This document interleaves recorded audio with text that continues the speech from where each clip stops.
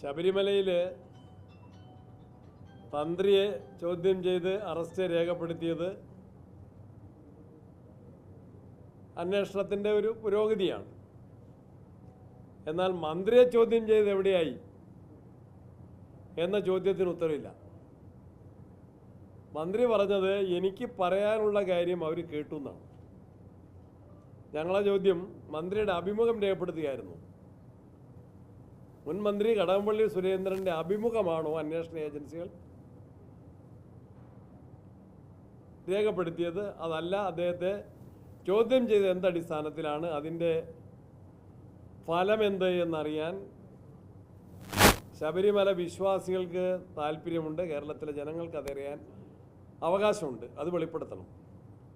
ഹൈക്കോടതി ആവർത്തിച്ചു പറഞ്ഞു, പല പ്രമുഖരും ഇനിയും ഉന്നതരെ പിടികൂടേണ്ടതുണ്ട് എന്ന് ഹൈക്കോടതി ആവർത്തിച്ചു പറയുന്നു.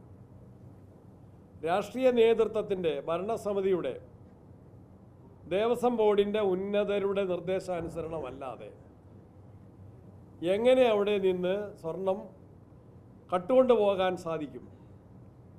ആദ്യമൊന്നും ഉദ്ദേശ രൂപത്തിലുള്ള മോഷണമല്ല, വ്യാപകമായ അന്തർദേശീയ ബന്ധങ്ങളുള്ള മോഷണം. അതിലെ മോഷ്ടിക്കപ്പെട്ട സ്വർണം കണ്ടെടുക്കാനും വീണ്ടെടുക്കാനും കഴിഞ്ഞിട്ടില്ല. മുഴുവൻ പ്രതികളെയും അറസ്റ്റ് ചെയ്ത് കൊണ്ടുവരാനും കഴിഞ്ഞിട്ടില്ല. രാഷ്ട്രീയ നേതൃത്വത്തെ പലരെയും സംരക്ഷിക്കുന്ന നിലപാട് തന്നെയാണ് ഇപ്പോൾ സ്വീകരിക്കുന്നത്. പുതിയ ആളുകളെ അന്വേഷണത്തിലേക്ക് ഉൾപ്പെടുത്തണം എന്ന് പറയുന്നതിലും ഗവൺമെൻറ് ഇടപെടലുണ്ടായി എന്ന് വാർത്തകളിൽ നിന്ന് മനസ്സിലാക്കാൻ വേണ്ടി സാധിക്കുന്നു. അപ്പോൾ അന്വേഷണം കുറേ കൂടി ദ്രുതഗതിയിലാകണം. ഉത്തരവാദിത്തപ്പെട്ട എല്ലാ പ്രതികളെയും, പ്രതികളാക്കപ്പെടേണ്ട എല്ലാവരെയും പ്രതികളാക്കാൻ അന്വേഷണ ഏജൻസികൾക്ക് സാധിക്കണം. നഷ്ടപ്പെട്ട സ്വർണം വീണ്ടെടുക്കാൻ സാധിക്കണം. എത്രയോ മാസമായി ഇതിൻ്റെ അന്വേഷണവുമായിട്ട് മുന്നോട്ട് പോകുന്നു. നഷ്ടപ്പെട്ട എത്രയും തിട്ടപ്പെടുത്തിയിട്ടില്ല. അത് വീണ്ടെടുക്കാനുള്ള നടപടികൾ ത്വരിതപ്പെടുത്തുകയും ചെയ്യണം. പിന്നെ അറസ്റ്റ് ചെയ്ത് ജയിലിൽ കിടക്കുന്ന പ്രതികൾ CPM നേതാക്കന്മാർ, മുൻ MLA പത്മകുമാർ ഉൾപ്പെടെയുള്ള മുൻ ദേവസ്വം ബോർഡ് കമ്മീഷണറും പ്രസിഡന്റുമായിരുന്ന വാസു ഉൾപ്പെടെയുള്ള ആളുകളെ ഇപ്പോഴും CPM നേതൃത്വം സംരക്ഷിക്കുകയാണ്, ഇപ്പോഴും സംരക്ഷിക്കുകയാണ്. എത്രയോ തവണ അവരുടെ ജാമ്യാപേക്ഷകൾ കോടതി തള്ളിയത് മതിയായ കാരണങ്ങൾ സഹിതമാണ്. ഇത്രയും ദൈർഘ്യമേറിയ കാലത്ത് ജാമ്യം കിട്ടാതെ ജയിലിൽ കിടക്കുന്ന പ്രതികൾക്കെതിരെ പാർട്ടി ഒരക്ഷരം മിണ്ടിയിട്ടില്ല. ഒരു നടപടിയും, സാധാരണ ഒരു പാർട്ടി പ്രവർത്തകനെതിരെ നടപടി സ്വീകരിക്കണമെങ്കിൽ പ്രഥമ ദൃഷ്ട്യാ ഒരു കേസ് വന്നാൽ മതി. ഒരക്ഷരക്ക നടപടിയും പാർട്ടി തലത്തിൽ സ്വീകരിച്ചിട്ടില്ലെന്ന് മാത്രമല്ല, മുഖ്യമന്ത്രിയും പാർട്ടി സെക്രട്ടറിയും അവരെ സംരക്ഷിക്കുന്ന നിലപാടുകൾ തന്നെയാണ് ആവർത്തിക്കുന്നത്. ഇന്നലെ മുഖ്യമന്ത്രി തെരഞ്ഞെടുപ്പിൻ്റെ റിസൾട്ട് അനലൈസ് ചെയ്തുകൊണ്ട് CPMൻ്റെ അവകാശവാദങ്ങൾ വാർത്താസമ്മേളനത്തിൽ പ്രഖ്യാപിക്കുകയുണ്ടായി. ഞങ്ങളുടെ അവകാശവാദങ്ങൾ ഞങ്ങളാരും പറഞ്ഞതല്ല.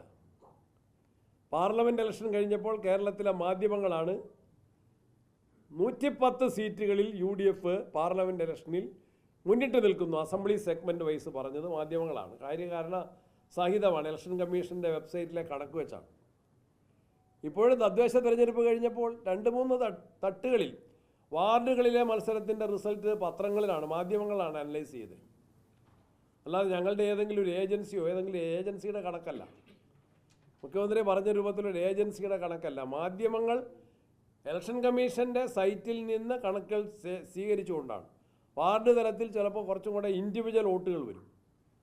ബ്ലോക്ക് പഞ്ചായത്തിൻ്റെയും ജില്ലാ പഞ്ചായത്തിൻ്റെയും വോട്ടുകൾ രാഷ്ട്രീയ വോട്ടുകളാണ്. അതും കൂടി വിലയിരുത്തിക്കൊണ്ടാണ് UDFന് നിയമസഭാ അടിസ്ഥാനത്തിൽ വ്യക്തമായ ഭൂരിപക്ഷം ഉണ്ട് എന്ന് കേരളത്തിലെ എല്ലാ മാധ്യമങ്ങളും, ഒരുപക്ഷെ പാർട്ടി CPM പാർട്ടി പത്രം അത് അത്രയും വെളിച്ചത്ത് പറഞ്ഞില്ലെങ്കിൽ പോലും അവർ പ്രതിപക്ഷത്ത്, അല്ലെങ്കിൽ അവർ ആ കാര്യത്തിൽ ന്യൂനപക്ഷമാണെന്ന് അവർക്ക് പോലും സമ്മതിക്കേണ്ടി വന്നു. പാർട്ടി നേതാക്കന്മാർക്ക് പോലും സമ്മതിക്കേണ്ടി വന്നു. അതുകൊണ്ട് ഞങ്ങളാരും അവകാശപ്പെട്ടതല്ല. ഞങ്ങളുടെ കാൽക്കുലേഷൻ മാധ്യമങ്ങളുടെയും ഔദ്യോഗിക കണക്കുകളുടെയും അടിസ്ഥാനത്തിലുള്ളതാണ് ഞങ്ങളുടെ വിലയിരുത്തൽ. CPMൻ്റെ ഒരു ദിവാസ്വപ്നം മാത്രമാണ് എന്ന് വളരെ വ്യക്തമായിട്ടും ചൂണ്ടിക്കാണിക്കാൻ സാധിക്കുന്ന കാര്യമാണ്.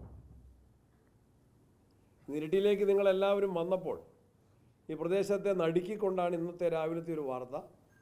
അയ്യങ്കുന്ന് പഞ്ചായത്തിലെ പാലത്തുംകടവിൽ ഒരു പശുത്തൊഴുത്തിൽ നിന്ന് 4 പശുക്കളെയാണ് ഇന്നലെ രാത്രി കടുവ ആക്രമിച്ച് കൊലപ്പെടുത്തിയത്. കഴുത്തിന് പിടിച്ച് ആ പല്ല് അല്ലെങ്കിൽ കടുവയുടെ പല്ലിറങ്ങിയ ആ ചോരപ്പാടുകളും ആ മൃഗങ്ങൾ 4 പശുക്കൾ കറവ പശു ഉൾപ്പെടെ മലർന്ന് ചത്ത് കിടക്കുന്ന വലിയ ദയനീയമായ ചിത്രം ഇന്ന് രാവിലെ കണ്ടു. അതിനെ തൊഴുത്തിൽ കയറ് കെട്ടിയിട്ടത് കൊണ്ടാണ് അതിനെ കടുവയ്ക്ക് കൊണ്ടുപോകാൻ സാധിക്കാത്തത്. അവിടെ ചോര വാർന്നൊലിച്ചിട്ടുണ്ട്. വലിയ കടുവയുടെ കാൽപ്പാടുകൾ അവിടെയുണ്ട്. കുറേ ദിവസം മുൻപും അവിടുത്തെ വളർത്തുമൃഗങ്ങളെ കടുവ പിടിച്ചിരുന്നു. ആ വിഷയത്തിൽ അവിടെ സ്ഥലത്ത് പോവുകയും അന്വേഷണം നടത്തണം എന്ന് അതിനാവശ്യമായ നടപടികൾ സ്വീകരിക്കണമെന്ന് മന്ത്രിയെ വിളിച്ചു സംസാരിക്കുകയും ചെയ്തു. CCFുമായിട്ടും DFOയുമായിട്ടും സംസാരിച്ചു. നഷ്ടപരിഹാരം കൊടുക്കണം. 25 വയസ്സുള്ള ഒരു ചെറുപ്പക്കാരൻ, ഡയാലിസിസ് ചെയ്തുകൊണ്ടിരിക്കുന്ന രോഗിയായ ഒരു ചെറുപ്പക്കാരനും അമ്മയും ചേർന്നാണ് ഈ പശുക്കളെ വളർത്തിക്കൊണ്ടിരുന്നത്. അവരുടെ വായ്പകൾ എഴുതി തള്ളുകയും നഷ്ടപരിഹാരം വായ്പ എടുത്തുകൊണ്ടാണ് ഈ പശുവിനെ വാങ്ങിയിട്ടുള്ളത്. നഷ്ടപരിഹാരം നൽകുകയും ചെയ്യണമെന്നും കൂടി ഞാൻ ആവശ്യപ്പെടുക.